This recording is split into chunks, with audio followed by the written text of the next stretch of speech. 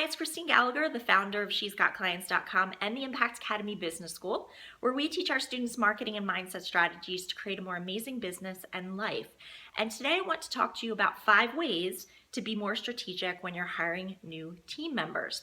So it's about a mindset shift, moving from let's just get somebody in the position and maybe being a bit panicked to being more strategic and matching up the candidate's abilities and characteristics with the roles and responsibilities of the job. So it's about getting the right people in the position so that you're saving yourself time, energy, and effort in the long run. So here are those 5 ways.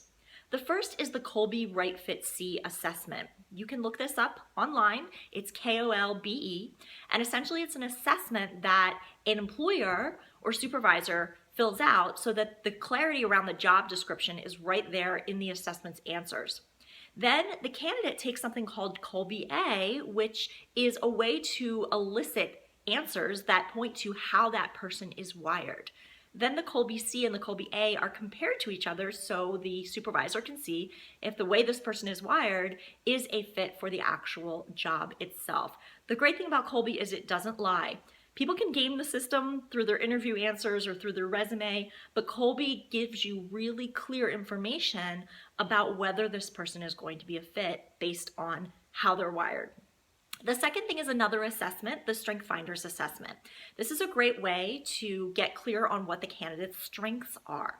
And the other things that the Strengthfinder does is it allows you to see where their strengths fall in terms of categories. So for example, if you have a position you're looking to fill that involves a lot of execution and a lot of implementation, and the person's strengths don't fall in the executing category, that's a red flag. So that can be really helpful as well. The third piece is your copy when you're writing the job description. You want to think about this almost in the same way you think of marketing copy. When you write marketing copy, you're looking to attract the right people who want to work with you. Same thing with a job description. So you want to use words that will attract the right person for the role. The fourth thing is to ask situational questions in the interview. This is the type of thing where you would say, tell me about a situation in the past where you X, or tell me about a time where something didn't go right in the past and how did you handle that? The great thing about situational questions is they elicit answers that are much more detailed than questions that just would equal a yes or no answer. So those are really good to use in the interview process. And then finally, you can ask a question at the end of the interview, which is a very simple one, but can give you a lot of great information. You can ask them based on the interview here and everything you know about the position. On a scale of 1 to 10, where would you place yourself? 1 being no thanks, and 10 being I can't wait to work here.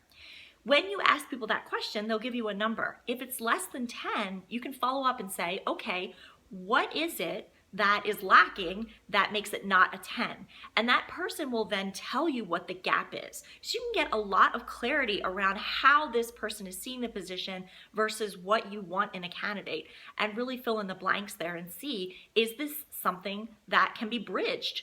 Or is this something that's telling me that this isn't the right person? So your to-do around this is to think about your own hiring process. Where can you implement more of these type of strategic things in your process?